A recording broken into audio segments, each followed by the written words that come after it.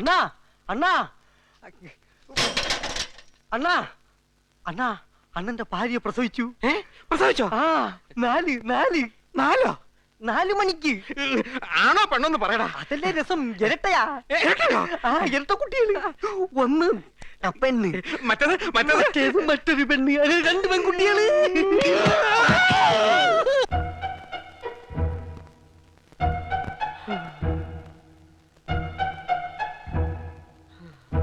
നീ അന്ന് കിടന്ന് തുള്ളിയപ്പോഴേ ഞാൻ നിന്നോട് പറഞ്ഞതാണ് നീ ദുഃഖിക്കേണ്ടി വരുമെന്ന്. 50 ലക്ഷവും കാറും.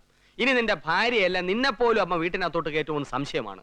അവന്റെ ഭാര്യ പ്രസവിക്കുന്നത് ആണാണെങ്കിൽ എനിക്കത് ഓർക്കാൻ കൂടി വയ്യ. അതിനി സംശയിക്കാനില്ല, ആൺകുഞ്ഞ് തന്നെ.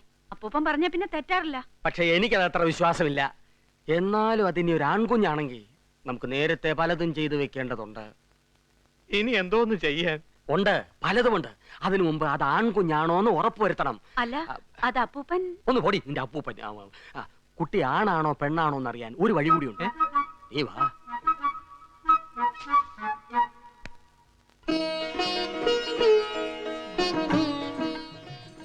ഇതൊക്കെ എന്റെ ആഭരണങ്ങളാ. ഇതുവരെ ഇതൊരാൾക്ക് ഞാനൊന്നും ഇടാൻ പോലും കൊടുത്തിട്ടില്ല.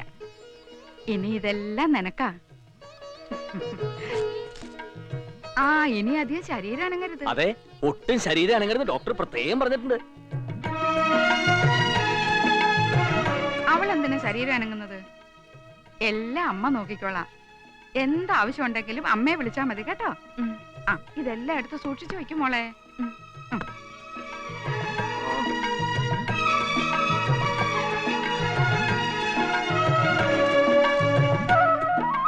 നിന്റെ ജാതകത്തില് രാജയോഗം തുടങ്ങിയെന്നാ തോന്നുന്നത്. ഇനി നീ ഇവിടത്തെ രാജ്ഞിയടി. സത്യം പറഞ്ഞ മനസ്സിപ്പോഴാവും തണുത്തത്. അമ്മ നിന്നെ ബുദ്ധിമുട്ടിക്കുന്നത് കാണുമ്പോഴൊക്കെ മനസ്സ് കിടന്ന് പെടയുകയായിരുന്നു. നമ്മുടെ അപ്പൂപ്പനെ കൊണ്ട് ജീവിതത്തിൽ ആദ്യമായിട്ട് കുടുംബത്തിന് ഉപകാരം ഉണ്ടായത്. സത്യം പറഞ്ഞ നീ ഞാനൊക്കെ നന്ദി പറയേണ്ടത് അപ്പൂപ്പനോടാ.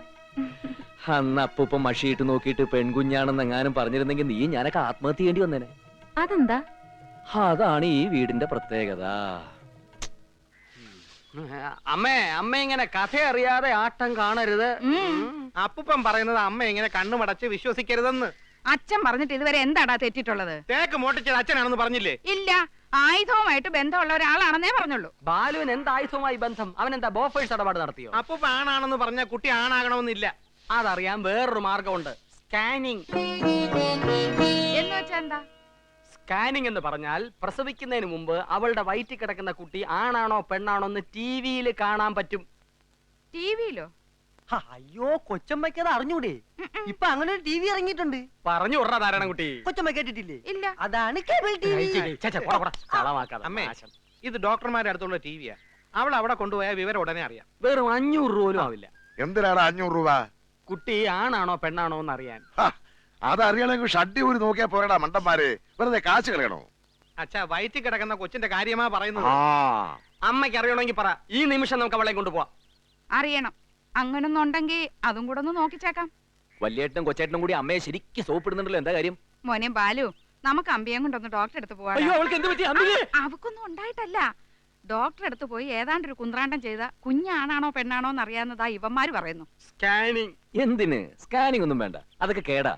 കേടാണെങ്കിൽ കേടില്ലാത്ത സ്കാനിങ് മെഷീൻ വേറെ ഉണ്ടല്ലോ. അതുള്ള ആശുപത്രി കൊണ്ടുപോയി നോക്കണം. നമുക്കൊന്നു പോയി നോക്കാടാ. എങ്കിൽ ചെന്ന് നോക്കിയേക്കടാ. കുട്ടിയുടെ പൊസിഷൻ കൂടി അറിയാമല്ലോ. വേഗം പോയി അവളെയും കൂട്ടി കൊണ്ടുവാ. ഇപ്പോഴോ? ഇപ്പോഴൊന്നും പറ്റില്ല. വേണമെങ്കിൽ നാളെ പോവാം. നാളെ എനിക്ക് ഒഴിവില്ല, കോടതി പോണം. നാളെ 12 വരും. എനിക്ക് റേഷൻ കടയിൽ പോണം. ചേടാ, ഇത് വലിയ പുലിവാലായല്ലോ. എന്റെ ഭാര്യയെ സ്കാൻ ചെയ്യിക്കാൻ ഞാൻ ഒരാൾ മാത്രം കൂടെ പോയാ പോരെ?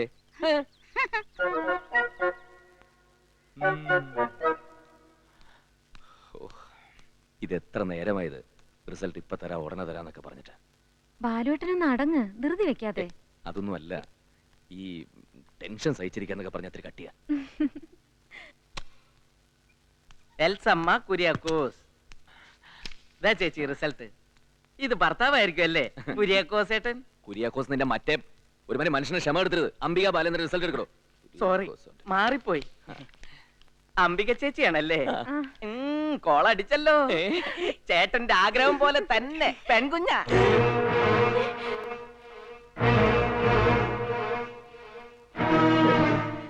ഒന്നും കൂടെ നോക്കിക്കേ. ഇനി നോക്കാൻ ഒന്നുമില്ല ചേട്ടാ, പെൺകുഞ്ഞ് തന്നെ. സന്തോഷായില്ലേ? ബാലുട്ടാ, ബാലുട്ടാ, ബാലുട്ടാ.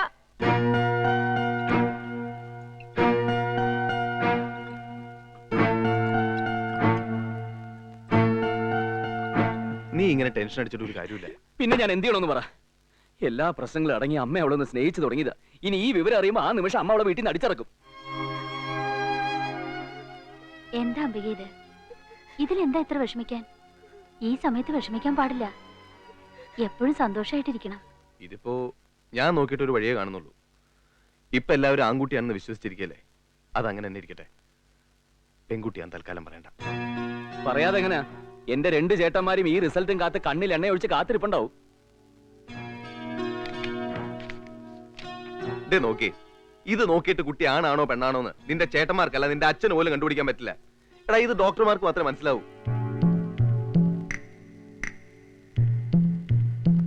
നീ അങ്ങോട്ട് ചെന്ന് ആൺകുട്ടി തന്നെയാണെന്ന് കാച്ചടാ.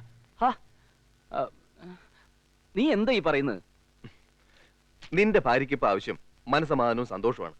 ഈ സമയത്ത് അവളുടെ മനസ്സ് മുറിപ്പെടുത്തി ആവശ്യമില്ലാത്ത കോംപ്ലിക്കേഷൻസ് ഉണ്ടാക്കരുത്. നിന്റെ അമ്മ അവളെ സ്നേഹിക്കട്ടെ. സ്നേഹിക്കുന്ന എങ്ങനെയാന്ന് അവർ പഠിക്കട്ടെ. ഇനി ഒന്നും ആലോചിക്കാനില്ല. പ്രസവം വരെ എല്ലാം സന്തോഷമായിട്ട് പോട്ടെ. പക്ഷേ പ്രസവം കഴിയുമ്പോ അത് കഴിയുമ്പോ എല്ലാം തീർന്നില്ലേ? ദേ, നിന്റെ അമ്മയ്ക്ക് ഏറ്റവും സ്നേഹം നിന്നോടാ. ആ സ്നേഹം എന്തായാലും നിന്റെ കുഞ്ഞിനോടും കാണിക്കാതിരിക്കില്ല. ഇല്ലടാ, എനിക്ക് അങ്ങനെ ഒരു പ്രതീക്ഷയില്ല. നീ ധൈര്യമായിട്ട് ഇരിക്കടാ. ഇവിടെ ഞങ്ങളൊക്കെ ഇല്ലേ, എല്ലാം നമുക്ക് പറഞ്ഞ് ശരിയാക്കാവുന്നേ ഉള്ളൂ.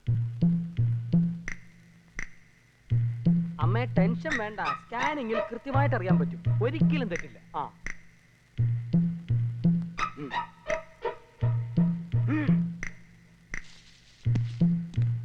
വല്യേട്ടാ, കൊച്ചേട്ടാ, അമ്മേ, വല്യേട്ടാ, കൊച്ചേട്ടാ, നമ്മൾ രക്ഷപ്പെട്ടു. അമ്മേ, ഈ വീട്ടിൽ ജനിക്കാൻ പോകുന്ന ആൺകുഞ്ഞ് തന്നെയാ.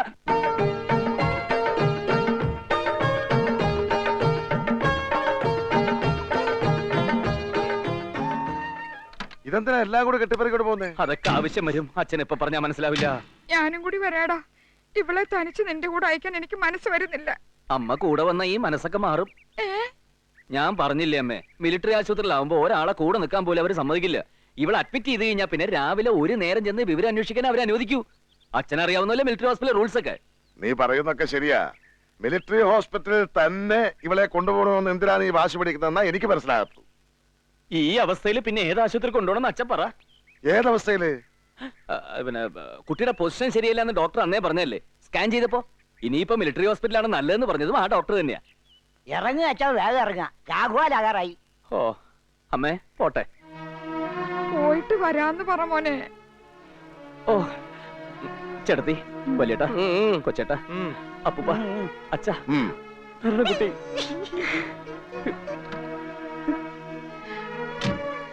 മോനെ, അപ്പൊ ഉള്ള വിവരങ്ങൾ ഫോൺ ചെയ്ത് പറയണേ. ഫോണ്